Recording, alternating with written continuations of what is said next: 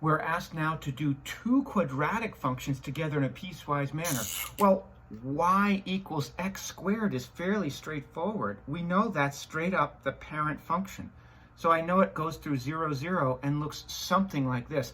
Over 1, up 1, over 2, up 4, and it's an even function, so that's going to be mirrored on the left side of the y-axis. I can only use this for x is less than or equal to 0. Well, here x is positive, here x is 0 and less than.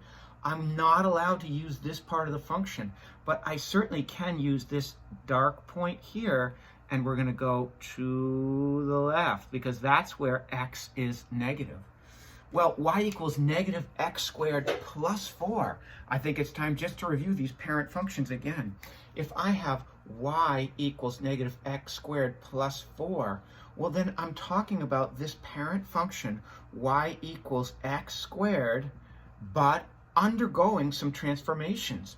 One transformation is I'm taking the opposite. Well, opposite of what? That's outside of parentheses, so it affects the y. Here is the point 1, 1. If I take the opposite of the y, my point will then go to 1, negative 1, and that's how I remember that I'm reflecting this graph over the x-axis. So I have 1, negative 1 here. And then finally, this says move it all up 4. So if I move this point, this is my 0, 0 point, I'm going to move this up 4. Finally, my green graph here is my final child function under these transformations, and it's going to be at 0, 4. And by the way, it's still over 1, now down 1, over 2, down 4, over 1, down 1, over 2, down 4 in this case. So I can find the extra points fairly easy. I could always just plug in x and figure out what y is to get those points as well. That always works. So as we said, that's going to look something like this. And then we have that 0, 4 point. But we can only use this green function when x is greater than 0. So this was our 0, 4 point. It's going to be an open circle to remain to keep the integrity of the fact that this is a function. It still must pass the vertical line test. And we get something that looks like this. So we can find our y values for these given x's. F of negative 4, that says this. If x is negative 4, what's y? Well, where do we plug it in? For x is less than 0, we'll use the high road there. So this is going to be input squared. Negative 4 times negative 4 is 16.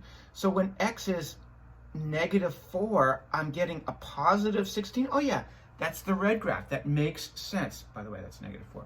F of 0, well, x is less than or equal to 0. Again, I'm using the high road there to give us this 0, 0 point. And as we see, it was already graphed there. And f of 3, well, I'm going to use the green graph because when x is greater than 0, and certainly 3 is greater than 0, remember that's the x, we're taking the function value at the x values, we'll have the opposite of 3 squared plus 4. Notice the difference here. F of negative 4 says take negative 4 and multiply it by itself. With the function here, it says we're following this parentheses, exponents, multiplication, division, addition, subtraction, order of operations. First I have to square it and then multiply, essentially taking the opposite of it. So this will give me the opposite of 9 plus 4, which is negative 9 plus 4 is negative 5. So our point is 3, negative 5. And you can see that's quite expected from what we drew